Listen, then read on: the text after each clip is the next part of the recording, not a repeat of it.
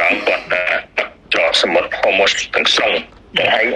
ច្រកសមុទ្រហ្នឹងវាប៉ះពាល់ដល់ការដឹកជញ្ជូនប្រេងទាំងប្រហែលជា20ជាង 20% នៃការផ្គត់ផ្គង់ប្រេងប្រទេសពិភពលោកនោះបាទដូចនេះហើយក៏វាមានការប៉ះពាល់ដល់ការដឹកជញ្ជូនបច្ចុប្បន្ននេះហើយអញ្ចឹងវាកំណើននៃការប្រើប្រាស់ច្រកហ្នឹងវាធំវាច្រើន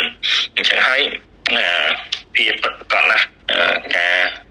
ប្រើប្រាស់ប្រេងឥន្ធនៈរបស់យើងការនាំចូលប្រេងឥន្ធនៈរបស់យើងព្រោះប្រេងឥន្ធនៈរបស់យើងតាមពិតទៅយើងនាំចូលពីសង្កាត់បរិយពីប្រទេសនៅក្នុងតំបន់ពីប្រទេសវៀតណាមហើយជាប្រទេសជិតខាងទេតែដោយសារប្រទេសជិតខាងក៏វានាំចូលមកពីមជ្ឈមបូព៌ាដែរអញ្ចឹងហើយវាអាចនឹងមានការប៉ះពាល់បន្តគ្នាអញ្ចឹងផលប៉ះពាល់ហ្នឹងទី1វាប៉ះពាល់ដល់ប្រេងឥន្ធនៈនិងតម្លៃប្រេងឥន្ធនៈទី2វា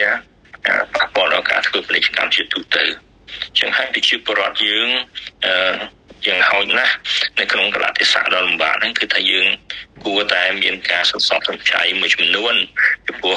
តម្លៃប្រេងវាអាចកើនឡើងហើយបានពេលដែលយើងអាចទិញចូលបានពីបរទេសហ្នឹងក៏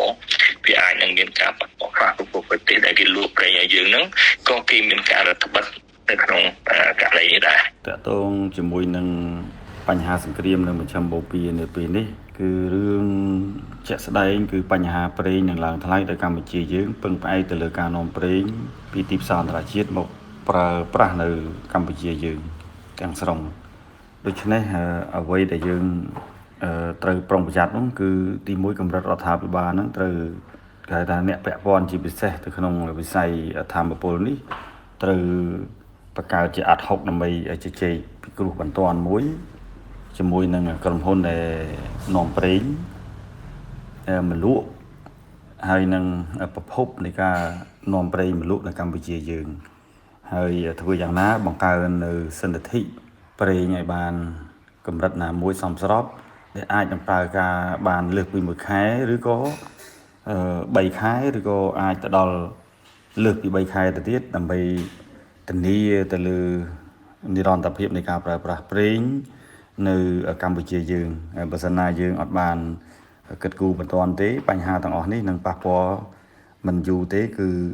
ក្នុងពេលឆាប់ខាងមុខនឹងកើតមានបញ្ហាវិបត្តិថ្លៃប្រេងឡើងខ្ពស់ដែលធ្វើឲ្យយើងជួបការលំបាកដែរដូច្នេះកិច្ចការនឹងត្រូវគិតគូរបន្ទាន់មួយដើម្បីធ្វើតាំងពីការទិញការកំងទិញការនាំចូលការសម្រួលនៃការនាំចូលហើយនឹងការស្តុកអីផ្សេងៗទាំងអស់ហ្នឹងគឺថាមួយកញ្ចប់បាទត្រូវតែគិតគូរបន្ទាន់តែម្ដងបាទភ្លាមបញ្ហាមិនទាន់កើតទេក៏ប៉ុន្តែឬក៏ចាប់បានកើតថ្លៃឡើងថ្លៃតិចតួចហ្នឹងប៉ុន្តែរយៈពេលវែងផលប៉ះពាល់កាន់តែធំអញ្ចឹងថ្លៃប្រេងនឹងអាចហក់ឡើងដោយកំហុកនៅក្នុងពេលវេលាណាមួយនឹងចំណុចទី1ឲ្យចំពោះប្រជាពលរដ្ឋកម្ពុជាយើងវិញយើងដឹងច្បាស់ហើយថាប្រព័ន្ធព័ត៌មានបច្ចុប្បន្ននេះគឺយើងឃើញទាំងអស់គ្នាហើយបាទដូច្នេះយើងប្រើបញ្ញាវាងវៃការត្រេះរិះពិចារណាបន្តិចយើងនឹងមើលឃើញថាបញ្ហានឹងអាចកើតមានជាពិសេសគឺថ្លៃប្រេងនឹងឡើងខ្ពស់នឹងហក់ឡើងតែម្ដងដូច្នេះអ្វីដែលយើងគិតគូរចំពោះមុខដើម្បីយើងទប់ទល់ជាមួយនឹងការប្រើប្រាស់ប្រេងនេះគឺយើងមានតែគេហៅថាកាត់បន្ថយទៅលើគេហៅថាការធ្វើអ្វីមួយដែលมันមានផលចំណេញឬក៏ប្រើប្រាស់ធម្មពលហើយมันមានផលចំណេញបាទអញ្ចឹងឬក៏យើងប្រើចាក់ប្រេងហើយយើងប្រើអត់បានផលចំណូលពីការប្រើប្រាស់ដេញប្រេងត្រឡប់មកវិញឧទាហរណ៍ដូចជាយើងដើរកម្សាន្តច្រើនពេកដូចជាយើងគេថាប្រើប្រាស់ដេញយានយន្តច្រើនឬក៏ទូចយានយន្តអីជាដើមហ្នឹងច្រើនអីជាដើមលក្ខណៈដែលធ្វើឲ្យយើងចាយវាយបាទឬក៏គេហៅថាប្រើប្រាស់គេហៅថាប្រេងជាមធ្យោបាយដើម្បីធ្វើអ្វីមួយដែលมันមានផលចំណេញបាទអញ្ចឹងបើសិនណាយើងប្រើប្រាស់ដែលមានផលចំណេញត្រឡប់មកវិញអានឹងយើងជាបំផុតអានឹងយើងត្រូវតែធ្វើ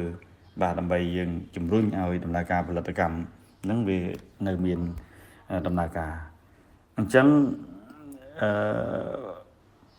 កិច្ចការទាំងអស់ហ្នឹងវាអាចមិនត្រឹមតែជំរុញឲ្យគេហៅថាថ្លៃប្រេងខ្ពស់តែថ្លៃប្រេងទេយើងដឹងហើយថាជាបទពិសោធន៍កន្លងទៅនៅពេលដែលថ្លៃប្រេងឡើងថ្លៃគឺទំនិញសព្វសារពើទាំងអស់ហ្នឹងគឺនឹងហក់ឡើងថ្លៃទៅតាមថ្លៃប្រេងពីព្រោះទំនិញមកដល់ទីផ្សារត្រូវការមធ្យោបាយមួយនៅក្នុងចំណោមមធ្យោបាយហ្នឹងគឺប្រេងហ្នឹងឯងបាទ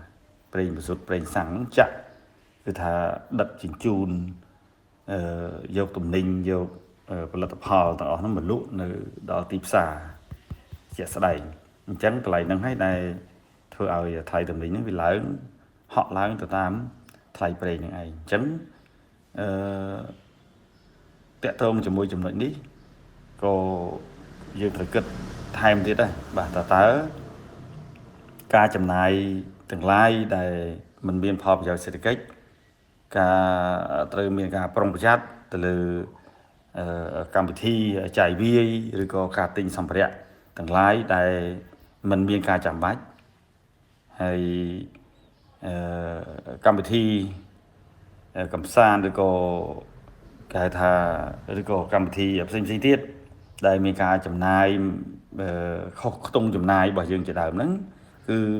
យើងត្រូវគិតគូរកាត់បន្ថយជាពិសេសដើម្បីយើងទប់ទល់ឬក៏បំរុងទុកបាទទប់ទល់ជាមួយនឹងស្ថានភាពដែលនឹងកើតមាននៅពេលខាងមុខបាទនេះគឺជាចំណុចសំខាន់ហើយស្បៀងរយៈពេលវែងមួយចំនួនក៏យើងត្រូវត្រៀមនោះគឺជារឿងកិច្ចការចាំបាច់ផងដែរពីព្រោះនៅពេលដែលមានបញ្ហាម្ដងទំនិញហ្នឹងគឺរមែងឡើងថ្លៃហើយធ្វើឲ្យការគ្រប់គ្រងនៅតាមទីផ្សារមួយចំនួនក៏អាចពិបាកណាស់គ្រប់គ្រងដែលជាការគ្រប់គ្រងមិនទាន់អញ្ចឹងវានាំឲ្យទំនិញហ្នឹងវាហក់ឡើងថ្លៃអញ្ចឹងវាធ្វើឲ្យវិបត្តិទៅដល់ការរស់នៅប្រចាំថ្ងៃរបស់គ្រួសារនីមួយៗ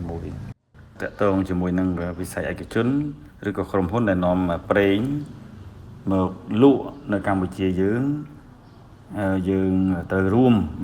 មសហការជាមួយរាជរដ្ឋាភិបាលត្រូវរួមក្នុង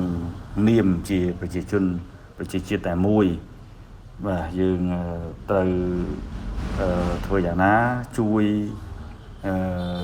គេហៅថាអនុវត្តណាជួយសម្រាលឬក៏កុំនិយាយខ្លីហៅថាកុំឆ្លៀតឱកាសនៅពេលដែលស្ថានភាពប្រទេសមួយស្ថានភាពបញ្ហាមួយដែលកើតឡើងហើយយើងឆ្លៀតឱកាសកេងចំណេញឬក៏គេថាប្រវាញ់លើបងប្អូនជាតិខ្មែររួមជាតិយើងទាំងអស់គ្នាណាបាទយើងរួមជាមួយរាជរដ្ឋាភិបាលកម្ពុជាយើងដើម្បីជ្រោមជ្រែងនៅក្នុងអន្តរការដ៏លំបាកណាមួយដែលយើងអាចធ្វើទៅកើតបាទអញ្ចឹងផលចំណេញយើងនៅតែរក្សាក៏ប៉ុន្តែនៅក្នុងកម្រិតមួយដែលយើងអាចធ្វើកើតបាទកន្លែងហ្នឹងទាមទារនៅសុឆន្ទៈមួយដែលល្អនៅក្នុងនាមជាប្រជាជាតិបងប្អូនខ្មែរយើងជារួមបាទសូមអរគុណ